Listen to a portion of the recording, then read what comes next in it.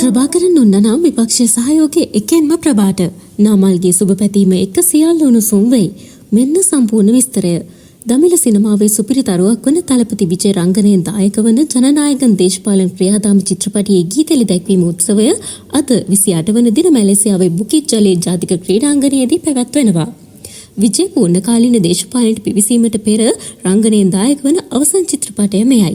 එබැවින් ඔහුගේ වසර 30ක සිනමා ගමන සැමරීම සඳහා මෙම උත්සවය තලපති තිරුවිශාලය සයි නම් කරලා තිබුණේ. එච් විනෝතන්ගේ අධ්‍යක්ෂණය සහ KBN ප්‍රොඩක්ෂන් හි නිෂ්පාදනයේ නිර්මාණ වූ ජනනායකන් චිත්‍රපටයේ ජනවාරි 9 වෙනිදා සිට සිනමාහල් වෙත පැමිණීමට නියමිතයි. ප්‍රකට සංගීත අධ්‍යක්ෂක අනිරුද් රවිචන්ද්‍ර ගීත එළිදැක්වීම උත්සවයේදී සජීවී සංගීත කණ්ඩායම මෙහෙයවනවා. මීට වසරකට පෙර ලංකාවේ විජයට තිබූ ආකර්ෂණය දැන් සිඳී බිඳී ගොස් තිබෙන බව ඔබ අප දන්න කරුණක්.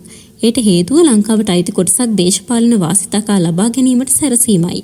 ඒ තමයි කච්චතිව දූපත. මෙම දූපත මීට වසර ගණනකට පෙර ගිවිසුම්ගතව ලංකාවට හිමි වූවක්. නමුත් ඔහුගේ මීළඟ ඉලක්කය මේ අත්පත් කර ගැනීමයි. මේ සඳහා තලපති විජය අතගැසීම යුද්ධයක ආරම්භයද විය හැකියි. 30 වසරක යුද්ධයකින් බැටකෑමට හේතුව ප්‍රභාකරන් ඇතුළු කණ්ඩායම ලංකාවේ කළ සංග්‍රාමයයි. ප්‍රභාකරන්ගේ ගජමිතුරුක වන තලපති විජයද ලංකාව ආක්‍රමණයට ඍජුවම දායකත්වය ලබා දුන්න අයෙක්. මේ හා අර්බුදකාරී තත්ත්වයක් ප්‍රකාශ කර තිබියදීත් නාමල් රාජපක්ෂලා තලපති විජය ඇතුළු කණ්ඩායමට සුබපතා තිබීම දැඩි ආందోලනාත්මකයට තුඩ දුන් හේතුවක්. ලාංකිකයන් පවසන්නේ රාජපක්ෂවරුන් මාලිමා ආණ්ඩුව පැන්නීමට ගන්න සෑම උත්සාහයක්ම ගන්නා බවත් ප්‍රභාකරන් ජීවත්ව සිටියා නම් ඔහුටද මේ පරම්පරාව සහයෝගය දක්වන බවයි.